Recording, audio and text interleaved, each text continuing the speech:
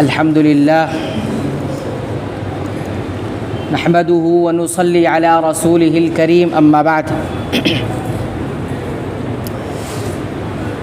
عبادت کی سمجھ میں تیسری بات یہ ہے کہ اس عبادت کا شرعی حکم کیا ہے وہ جاننا ضروری ہوتا ہے، تاکہ اس شرعی حکم کو جان کر ہم کما حقہ اس عبادت کو ادا کر سکیں۔ لہذا آج کے درس میں انشاءاللہ یہ بتایا جائے گا کہ رمضان کے مہینے کے جو روزے ہیں اس کا شرعی حکم کیا ہے۔ تو علماء نے اس بارے میں بتایا کہ رمضان کے مہینے کے جو روزے ہیں وہ قرآن کی دلیل سے اور نبی کریم صلی اللہ علیہ وسلم کے فرمان کی دلیل سے اور مسلمانوں کے اجماع کی دلیل سے، ان تینوں دلیلوں سے رمضان کے مہینے کے جو روزے ہیں وہ فرض ہے۔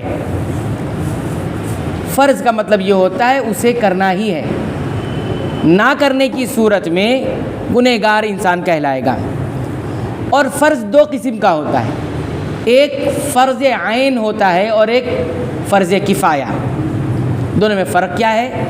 فرض عین کا مطلب یہ ہوتا ہے کہ ہر فرد پر وہ فرض ہے، سب کو ادا کرنا ہے، یہ فرض عین ہر فرد پر جو مکلف ہو گیا ہے۔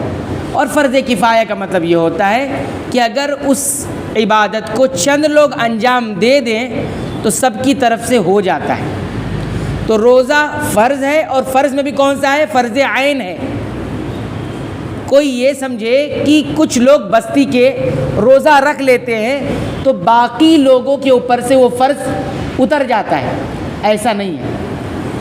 بستی کے ہر فرد کو، امت کے ہر فرد کو مسلمان ہے اور مکلف ہو گیا تو اس پر وہ فرض ہو جاتے ہیں، سب کو انجام دینا ہوگا، یہ وہ عبادت ہے۔ تو آئیے ہم دیکھتے ہیں کہ قرآن کی کس دلیل سے یہ بات ثابت ہوتی ہے۔ تو یہاں پہ دو دلیل ہم ذکر کریں گے۔ پہلی دلیل سورہ البقرہ کی ہے۔ اللہ تعالیٰ فرماتے ہیں یا ایھا الذین آمنوا کتب علیکم الصیام، اے وہ لوگوں جو ایمان لائے ہو تم پر روزے فرض کر دیے گئے ہیں۔ تو اس دلیل سے علماء نے بتایا کہ اس پر اللہ تعالیٰ نے بتایا کہ تم پر روزے فرض کیے گئے ہیں۔ تو اس ایک دلیل سے معلوم ہوا کہ روزے فرض ہیں۔ کتب کا مطلب ہے فریضہ، تم پر فرض کیے گئے ہیں، معاف نہیں ہیں۔ لیکن یہاں یہ نہیں بتایا گیا کہ روزے کب فرض ہیں، کب رکھنے ہیں۔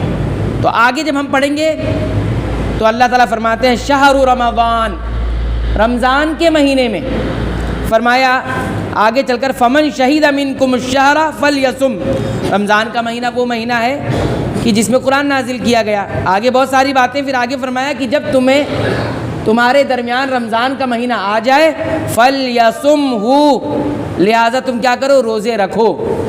تو پہلے میں بتایا گیا روزے فرض ہیں، دوسرے میں بتایا گیا روزے رکھو، اور کب؟ رمضان کے مہینے میں۔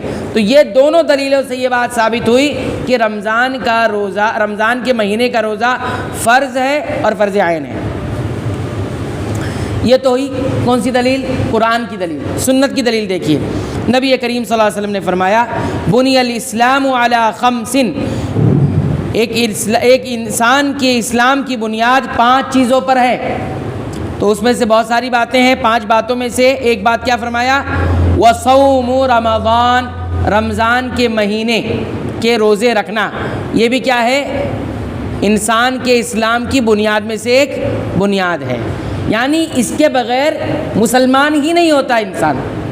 اگر رمضان کے مہینے کے روزے نہیں ہیں اس کی زندگی میں تو کیا ہوگا؟ وہ مسلمان ہی نہیں ہوگا۔ تو یہ سنت سے ایک دلیل ہو گئی۔ دوسری دلیل سنت میں یہ بھی ہے کہ اللہ کے رسول صلی اللہ علیہ وسلم نے خود فرمایا اذا رأیتموہ فصوموا، کہ جب تم مہینے کا پہلا چاند دیکھو، رمضان کا پہلا چاند دیکھو، فصوموا، تو روزے رکھا کرو، روزے رکھو۔ تو اس دلیل سے بھی یہ بات ثابت ہوئی کہ روزے فرض ہے اور رمضان میں ہی رکھے جائیں گے، اور اس کو رکھنے کی شروعات کیسی ہوگی؟ پہلا چاند جو مہینے کا جس کو ہلال کہتے ہیں وہ دیکھ کر رکھا جائے گا۔ اب اس کے تمام شرائط ہیں، کیسے ثابت ہونا چاہیے وہ تفصیل یہاں پر ذکر نہیں کی جا رہی ہے۔ تو گویا 4 دلیلیں ہیں، 2 دلیل قرآن حکیم کی ہو گئی اور 2 دلیل سنت رسول اللہ صلی اللہ علیہ وسلم کی ہو گئی، جس سے ثابت ہوا کہ روزہ جو عبادت ہے رمضان میں وہ فرض ہے اور فرض عین ہے۔ تیسری بات، مسلمانوں کا اس بات پر اجماع ہے، متفق ہے، تمام مسلمان، کسی نے بھی انکار نہیں کیا کہ رمضان کے روزے فرض نہیں ہیں، بلکہ رمضان کے روزے فرض ہیں، اس پر تمام مسلمانوں کا اجماع ہے۔ اور یہ بھی اس بات پر بھی اجماع ہے کہ یہ اسلام کے ارکان میں سے ایک رکن ہے۔ اب جو انسان رمضان کے روزے کی فرضیت کا، فرض ہونے کا انکار کرے گا تو مسلمانوں کا اس بات پر اجماع ہے کہ وہ کافر ہے، اس نے کفر کیا ہے۔ اگر کوئی یہ کہہ دے کہ روزے اسلام کے ارکان میں سے کوئی رکن نہیں ہے اور وہ فرض نہیں ہے تو اس نے کفر والا کام کیا ہے، گویا وہ کیا ہو گیا ہے؟ کافر ہو گیا۔ البتہ وہ لوگ، وہ انسان جو کسی دور دراز شہر میں، علاقے میں اس کی پرورش ہوئی، جہاں اسلام کے احکامات پہنچے ہی نہیں اور وہ کہے کہ فرض نہیں ہے، تو اس کو پہلے بتایا جائے گا قرآن کی دلیلوں سے، حدیث کی دلیلوں سے، اس کے بعد جان لینے کے بعد اب وہ انکار کرتا ہے، حجت تمام ہو جانے کے بعد تب ہم کہیں گے کہ یہ اس نے کفر کیا ہے۔ تو رمضان کے مہینے کے روزے کا جو انکار کرے گا وہ کفر ہے۔ یہ ایک بات ہو گئی جو فرضیت کا ہی انکار کر دیتا ہے تو اس کے بارے میں۔ اور وہ انسان جو فرضیت کا انکار تو نہیں کرتا لیکن ان کو ہلکا سمجھتے ہوئے رمضان کے روزے نہیں رکھتا ہے، کوئی شرعی عذر نہیں ہے اس کے پاس، بس رمضان کی فرضیت کو ہلکا سمجھتا ہے اور روزے نہیں رکھتا ہے، تو علماء نے یہ بتایا کہ وہ بہت بڑے خطرے میں ہے، بہت بڑے خطرے میں ہے۔ اور بعض اہل علم نے اس کو کافر اور مرتد شمار کیا ہے۔ کیا کہا ہے کہ جو انسان فرضیت کا انکار نہیں کرتا لیکن اس کے فرض ہونے کو ہلکا پھلکا سمجھ کر بغیر کسی شرعی عذر کے ترک کرتا ہے، روزے نہیں رکھتا رمضان کے مہینے کے، اور کوئی شرعی عذر بھی اس کے پاس نہیں ہے، تو بعض اہل علم کے نزدیک وہ کافر ہے اور مرتد ہے۔ لیکن یہ کچھ ہی علماء کا کہنا ہے، لیکن راجح بات اور صحیح بات یہ ہے کہ وہ کافر اور مرتد نہیں ہوگا، کیونکہ وہ فرضیت کا انکار نہیں کر رہا، البتہ فرض ہونے کو ہلکا سمجھتا ہے اور اس وجہ سے وہ رمضان کے روزے نہیں رکھتا ہے۔ کافر تو نہیں کہلائے گا، فاسق اس کو کہا جائے گا کہ بہت سارے فاسق نافرمان ہیں، اس میں سے ایک یہ بھی فاسق اور نافرمان ہے، اور وہ بہت بڑے خطرے پر ہوگا، بہت بڑے کیا ہوگا؟ خطرے پر ہوگا۔ لہذا ہمارے سماج اور معاشرے میں اگر یہ نظریہ پایا جاتا ہے کہ روزے فرض نہیں ہیں، جیسا کہ کسی بڑے آدمی نے یہ کہہ دیا کہ روزے تو ہیں یہ سب پر فرض نہیں ہے، ہاں البتہ کوئی غریب ہے، اس کے گھر فاقے ہوتے ہیں تو روزہ اس پر فرض ہے، روزہ وہ رکھ لے تو اچھی بات ہے، غریبوں پر روزہ فرض ہے۔ اس طرح کی کہنے والے بھی لوگ اور اس کے چاہنے والے بھی بہت سارے لوگ ہیں، تو وہ ایسا کہہ دے تو کیا کہیں گے ایسے انسان کے بارے میں؟